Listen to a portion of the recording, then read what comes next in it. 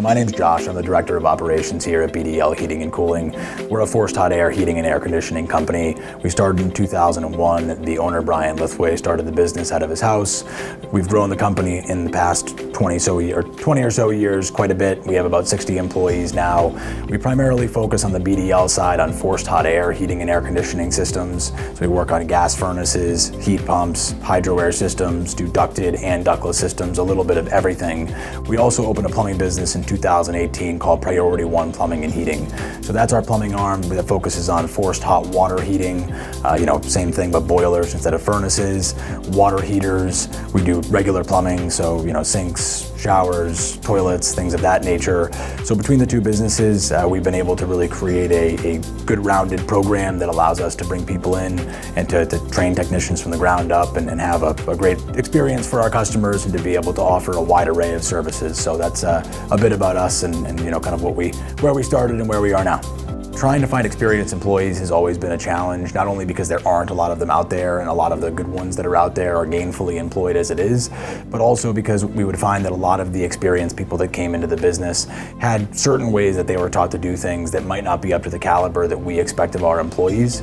So we have found over the years that the most successful method of recruiting for us is to bring somebody in earlier on in their career and to train them as they go. So we started originally working with Tri-County Voc-Tech and getting people right out of trade high school. They would co-op with us and then roll into a full-time career if they did well. But as time has went on, we've got involved with other trade schools, and MTTI being the one that we do the most with now outside of Tri-County. And MTTI we found has been a great solution for us because we get a lot of mature students out of the program that really have a good head on their shoulders, know exactly what they want to do with their career and are driven to make that happen. On our end, we've also had to create an internal training program to be able to get these guys from where they get out of school with the good foundation knowledge they have to the level of being an independent technician and then beyond that.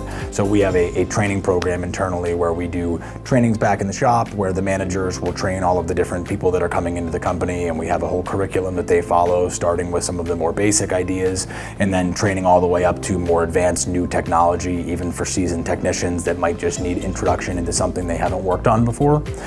Beyond that, we also do a lot of in-field training. So all of the people that are coming into us, we put out in the truck with one of our more senior technicians, and they get to ride along with them at the beginning, see what they're doing, get some hands-on experience with it with the guidance of a more senior employee to back them up if they need assistance. So it's worked really well to be able to start with that entry-level tech and go through that whole program to the point where by the time they are out on their own, they understand our system, they understand the quality that we expect and the type of work that we want them to do and the manner that we want them to do it in.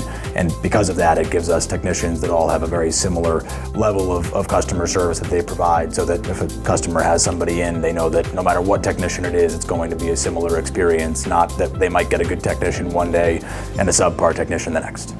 HVAC has a lot of different reasons why I feel that it's a good career, but one of the things that I find that makes it the most rewarding is that you get to deal with a lot of different people. So you get to deal with a lot of different homeowners, business owners. It's not just the same customer day after day. You can deal with hundreds, if not thousands of customers in a year. So you get to meet a lot of different personalities, but you also get to come across people that are down and out in a bad situation. They have no heat, have no air conditioning, and you're helping them to come up with a solution to get their situation resolved. And it's really rewarding to not only know that you're helping people, but also to get to create a relationship with these people, come back year after year for maintenance, come back and create that lasting relationship that's not just transactional with people.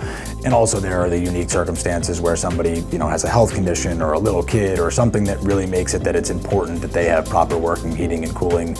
And in those circumstances where you get to really help somebody who truly needs that assistance, it is a very rewarding feeling.